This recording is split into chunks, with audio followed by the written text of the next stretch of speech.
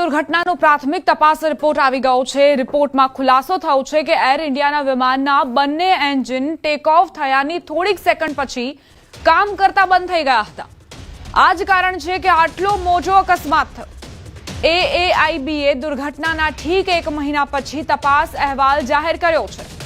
Aircraft accident investigation bureau of India એટલે કે AAIBએ આ પ્રાથમિક અહેવાલ જાહેર કર્યો છે। આ રિપોર્ટમાં ઘણા ચોંકાવનારા ખુલાસા થયા છે, જેમાં વિમાન AI-171 ટેક ઓફ થયાના માત્ર 32 સેકન્ડ પછી જ આગનો ગોળો બની ગયું હતું। આમાં 241 મુસાફરો સહિત કુલ 270 લોકો માર્યા ગયા હતા। હવે તપાસ અહેવાલમાં એ વાત સામે આવી છે કે ટેક ઓફ થયા પછી તરત જ વિમાનના બંને એન્જિન બંધ થઈ ગયા હતા, જેના કારણે આ અકસ્માત થયો હતો।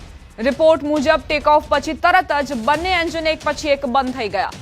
બ્લેક બોક્સ રેકોર્ડિંગ મુજબ એન્જિન 1નો ફ્યુઅલ સ્વિચ પહેલા રનથી કટ ઓફ મોડમાં ગઈ હતી અને બરાબર 1 સેકન્ડ પછી એન્જિન 2 સાથે પણ એવું જ થયું। બે સ્વિચો વચ્ચેનું અંતર 1 સેકન્ડ હતું।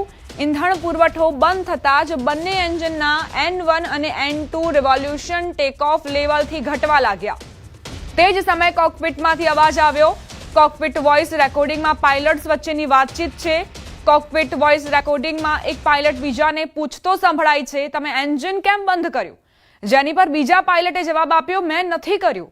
આ પછી એરપોર્ટની દિવાલ પાર કરતા પહેલા જ વિમાન ઊંચાઈ ગુમાવવાનું શરૂ કરી દે છે। EAFR ડેટા અનુસાર બંને એન્જિનના N2 મૂલ્યો ન્યૂનતમ નિષ્ક્રિય ગતિથી નીચે આવી ગયા અને લગભગ રેમ એર ટર્બાઇનનો હાઇડ્રોલિક પંપ શરૂ થયો અને હાઇડ્રોલિક પાવર સપ્લાય કરવાનું શરૂ કર્યું। વિમાન 32 સેકન્ડ સુધી હવામાં રહ્યું। ત્યારબાદ તે રનવેથી 0.9 નોટિકલ માઇલ દૂર એક હોસ્ટેલ સાથે અથડાયું હતું। પ્લેન ક્રેશ રિપોર્ટના ખાસ મુદ્દાની વાત કરીએ તો ટેક ઓફના થોડા સેકન્ડમાં બંને એન્જિન બંધ થઈ ગયા। ઇંધણની સ્વિચ એક પછી એક રનથી કટ ઓફ કરી દેવાય। કોકપિટ રેકોર્ડિંગ, એક પાયલોટ પૂછે છે, તમે એન્જિન કેમ બંધ કર્યું? બીજાએ કહ્યું, મેં નથી કર્યું। સીસીટીવીમાં જોવાયું, રેડ સક્રિય કરાવું, જે દર્શાવે છે કે પાવર ખોરવાયો હતો। એન્જિન ફરી શરૂ કરવાનો પ્રયાસ કરાયો। એન્જિન એક થોડું ઠીક થયું, પરંતુ બીજું શરૂ ન થઈ શક્યું। વિમાન માત્ર 32 સેકન્ડ જ હવામાં રહ્યું। બાદમાં રનવેથી 0.9 નોટિકલ માઇલ દૂર હોસ્ટેલથી ટકરાયું। ગતિ વધારવાવાળા થ્રસ્ટ લીવર ઓછી ગતિ પર હતા, પરંતુ બ્લેક બોક્સ મુજબ ટેક ઓફની સંપૂર્ણ તાકાત લાગી હતી। સિસ્ટમમાં ખામી હતી। ઇંધણની તપાસ કરવામાં આવી અને બધું જ સાફ નીકળ્યું। કોઈ ગંદકી, અશુદ્ધિ ન મળી। ટેક ઓફ સમયે ફ્લેપ્સ અને લેન્ડિંગ ગિયર સારી સ્થિતિમાં હતા। કોઈ પક્ષી અથડાયું ન હતું। વધુ માહિતી અમારા સંવાદદાતા વિભુ પાસેથી લઈએ, તેઓ લાઈવ જોડાઈ ગયા છે। વિભુ, અત્યાર સુધીની તપાસમાં શું જાણકારી બહાર આવી છે આ પ્લેન ક્રેશ દુર્ઘટનાને લઈને?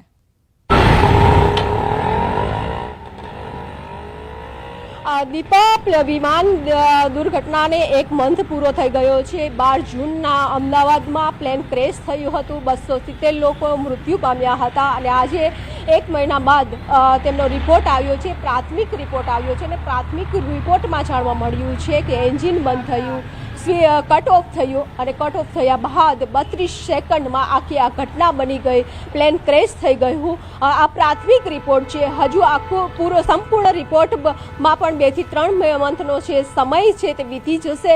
અત્યારે તપાસ એજન્સીઓ સતત તપાસ કરી રહી છે, પરંતુ પ્રાથમિક તારણ હતું કે જે અનુમાન લગાવી રહ્યા હતા લોકો પણ, કે જે રીતે પ્લેન ક્રેશ થયું અને ક્રેશ થતાની સાથે જાણવા મળ્યું હતું કે બંને એન્જિનો એક સાથે બંધ થયા અને એક સાથે બંધ થવાના કારણે આખી ઘટના છે તે બની છે। જો કે જ્યારે પ્લેન અમદાવાદ એરપોર્ટથી 12 જૂનના છે આ પ્લેન 1:37 ટેક ઓફ થયું હતું અને ટેક ઓફ થતાની સાથે સેકન્ડોમાં છે ફ્યુલ કટ થઈ ગયો અને ફ્યુલ કટ થવાને કારણે સીધો ATCમાં કંટ્રોલ રૂમમાં કોલ ઇમરજન્સી કોલ આપવામાં આવ્યો। ત્યારબાદ ગતિવિધિઓ છે તે તેજ બની હતી કે પ્લેન છે સેફ રીતે અમદાવાદ એરપોર્ટ પર ફરી એક વખત લેન્ડ કરી જાય, પરંતુ પાયલોટે પણ પ્રયાસ કર્યા, પરંતુ આ પાયલોટની પ્રયાસ પણ સફળ ના રહ્યા, કારણ કે તેનું કારણ હતું કે ફ્યુલ બંધ થઈ ગયું હતું, બંને એન્જિનો બંધ થઈ ગયા હતા અને તેના કારણે તે સેફ